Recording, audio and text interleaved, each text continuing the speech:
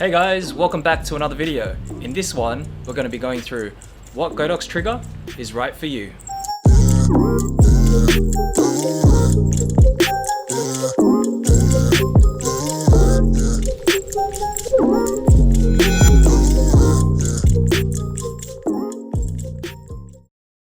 Thanks for watching guys, subscribe to us for more photo and video equipment reviews just like this. Follow us on Facebook and Instagram at Hypop. Visit our website, hypop.com.au. Let's get into it. For those of you familiar with the Godox wireless system, the X wireless system, Godox have 3 triggers available. Let's go through each of the triggers and find out which one is going to be right for you. Jumping into the X1 trigger and its features, firstly let's take a look at all the button placements and configurations. So firstly you've got a spin wheel here which locks into the hot shoe. The one we have here is for the Sony, so you can see it does support the Sony MFI mount. If you have other camera brands, Godox supports that, including Canon, Nikon, Sony, Olympus, Panasonic, as well as Fuji and Pentax. So now in terms of some of the placements here, you've got the onboard hot shoe at the top there. So if you do mount this onto the hot shoe of your camera, you can mount another flash on top there. You've got a channel button, a group button, and a mode button, as well as the control wheel. And on the sides here, you've just got the on-off button for the trigger, as well as the on-off button for the AF assist beam, which you can see the IR port here at the front when you're mounting it at the front of the trigger. And you also have the test button on the top, and you've also got the battery port, which is at the bottom here, so it accepts 2 AA batteries. Now the X wireless system is a really great wireless system. That's the one that supports all of the Godox flashes. That ranges from all of their speedlight flashes up to their new studio strobes, the portable ones including the 8400 Pro, 8600 Pro, and even the studio ones now, all the Mark II versions of the studio strobes such as the QT402, DP402, etc. So the great thing about these triggers are that they have a wide range, so all the triggers across the board, they have a wide operating range of 0 to 100 meters. So that means if you're on location, you do have that operating frequency where you can go quite far and still be able to fire off your flashes as well as control them. So you can control all the different options on your flashes. Now in terms of the controls with this actual trigger, the trigger itself is pretty much their bare bones version. Although it is quite advanced, you can control all the flash features. You can see there's not too many buttons to jump into all the different functions your flash has.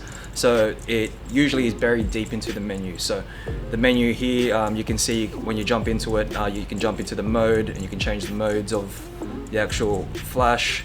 You can also jump into the group and channel settings, but you can't really jump into a menu setting. You'd have to get into the custom function settings on this particular trigger, and you also have a smaller LCD display.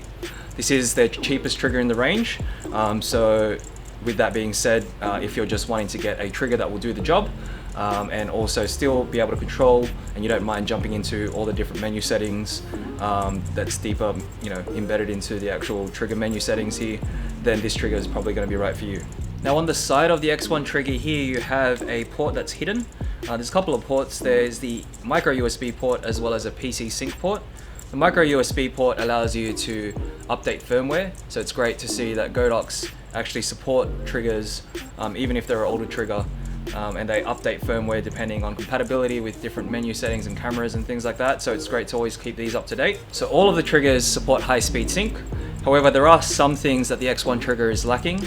Firstly, there is the recode and sync function, so that recode and sync function is not supported on the X1 trigger but is supported on the other two. You also have less control with your flash output, so you can only change your flash output in 1/3 stop increments compared to the other two that support up to 1/10 stop increments. Also, there's no dedicated group buttons, so you can see because there is a lack of buttons on the trigger itself, you've only got one group button here, so you can only cycle your group buttons there, and it's a lot less user-friendly, I guess, compared to the other triggers. Lastly, there are no wireless ID settings on the X1 trigger compared to the XPro and the X2, so the wireless ID settings are used for better connectivity, so there's less interference, so you can set the wireless ID on the other triggers, whereas the X1 doesn't have that feature. So the next trigger in the range that Godox released is the XPro trigger. The XPro trigger here looks a little different to the X1 trigger, as you can see. It has this large LCD display, and you no longer have the onboard hot shoe. Now, Taking a look at the front panel here of the trigger, you can see there's so many different buttons, as well as a new scroll wheel here. So let's run through some of the different features and additions that Godox added to this new larger trigger. Firstly, it's still got your locking wheel here at the bottom. So there's a few complaints with this particular locking mechanism. They're saying it's something that sort of gets damaged with wear and tear, or it doesn't lock into your camera hot shoe that well. So they've still gone with this particular locking wheel. However, the trigger itself is really great in terms of all its user friendliness and functions. On the side here, once again, you've got a sync port, but this time it's a 2.5mm sync port, and you've also got USB-C connectivity here. So that one there is used for the firmware updates, and similar to the X1 trigger, you can definitely update the firmware of this trigger, and it's great because Godox does change a few things, whether it's menu settings or compatibility with certain camera brands or models. So it's great to always jump to godox.com/download and update the firmware of all of your devices basically. Now on the front here, we've got your dedicated group buttons. So what was lacking in the X1 trigger was the fact that you can select groups, at the touch of the button basically. So with the X1 trigger, you had to cycle through to select your group. So the XPro trigger has the advantage of controlling more groups of lights. So if you're using more lighting, you have several different flashes around and you're wanting to set them to different groups, different settings, different modes, it's a lot easier to jump into the XPro trigger here and just select the group that you need. And also all the buttons along the bottom here, you've got your mode button and your zoom button, and you've also got your sync button all at the touch of the hand here. You can control the modeling lamp and also jump into the menu. So the X1 trigger didn't really have a menu. There's a custom function menu which sort of acts as its own menu, and you can jump into different settings of the trigger. However, here on the X Pro trigger, you can see you've got the menu button. You can cycle through so many different options, such as when the LCD display actually times out, and you've got the different sound options if you want to turn on and off the beep, as well as how many groups you're controlling. So that's another improvement that the XPro trigger has, is you can actually control up to 16 groups of flashes as compared to 5 groups of flashes with the X1. And now another great feature that the XPro has is called the TCM function. So the TCM function basically allows you to see what setting your particular flash was at when shot in TTL mode. So if you press the TCM button when you're shooting in TTL, it'll actually tell you the flash settings, and that's something that the X1 trigger didn't have. So in general, if you're going to be using most off-camera flashes, then I'd suggest the XPro trigger, because if you're not going to need the onboard hot shoe, then that's probably, and it's a lot more user-friendly to use, so it's probably the better trigger to go for.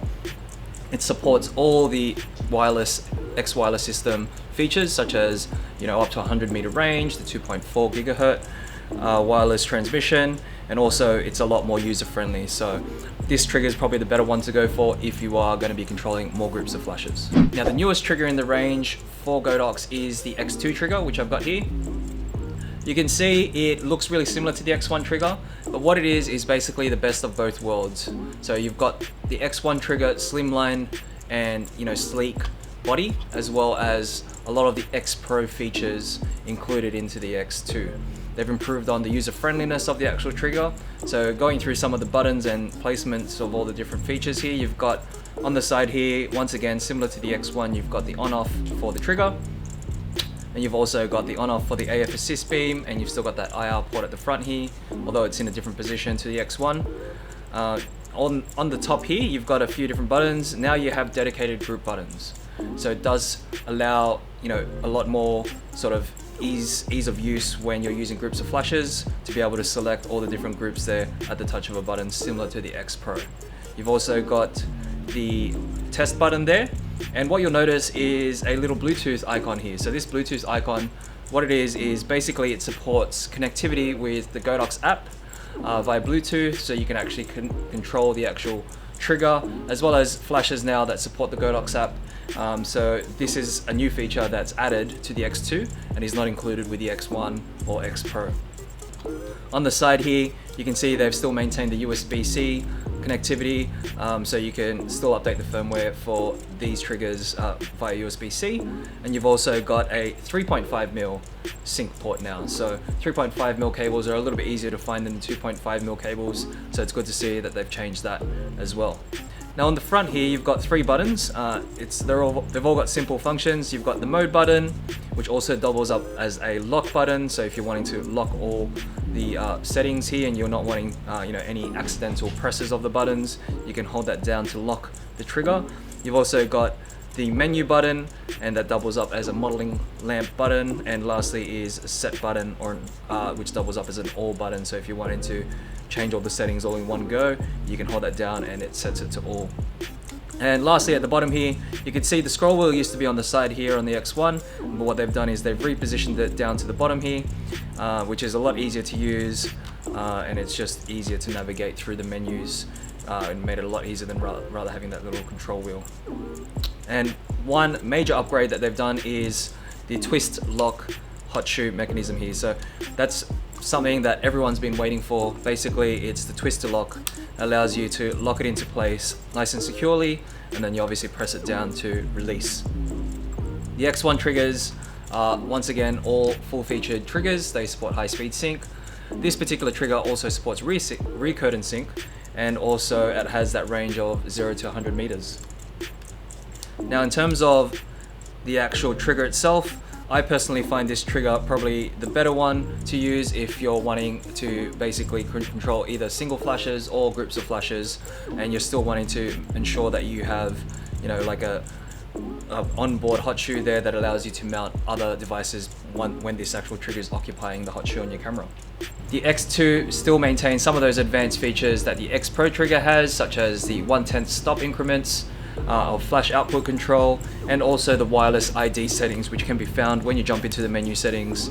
It's further down in the bottom here. You've got ID, so you can set the wireless ID of the trigger to match all of your devices, such as the different flashes around, and that way you have better connectivity and less interference with your wireless triggering. Now, it does only have support for up to 5 groups of flashes, compared to the XPro, which can go all the way up to 16 groups of flashes. But I think 5 groups is enough for most case purposes in terms of how many different groups of flashes you're going to be using. And basically, it's a great trigger in terms of its user friendliness, its slimline design, and still maintaining that onboard hot shoe. So if you're looking for an all-in-one trigger, I think this is the one to go for. So just some final thoughts on what trigger is right for you. Basically, if you're wanting the trigger that has all the features, then you'd be going for the XPro trigger. The XPro trigger has a lot more real estate there on the screen for you to be able to maneuver through all the different menu settings and flash settings, and it's a lot easier to use in terms of user friendliness, although you do lose the hot shoe. It also has the TCM feature, which the other 2 triggers are lacking. However, if you're after a trigger that just gets the job done, then I think the X1 trigger is probably the one to go for. It is a little bit more finicky to use. However, it is the cheapest in terms of the range, and it also still has all the full features that you'd expect from a trigger like this, such as your high-speed sync, your TTL functions, and all the other connectivity functions that the others have. And lastly, if you're looking for something that still has a lot of the features and pretty much is the best of both worlds, including that onboard hot shoe, then you'd be looking at the X2 trigger. The only function that you'd be really lacking here is the fact that you won't have the 16 groups as well as the TCM function, which is not available on this trigger. So for more videos just like this, don't forget to subscribe, comment and like the video. Follow us on Facebook and Instagram at Hypop, and visit our website, hypop.com.au. Thanks for watching.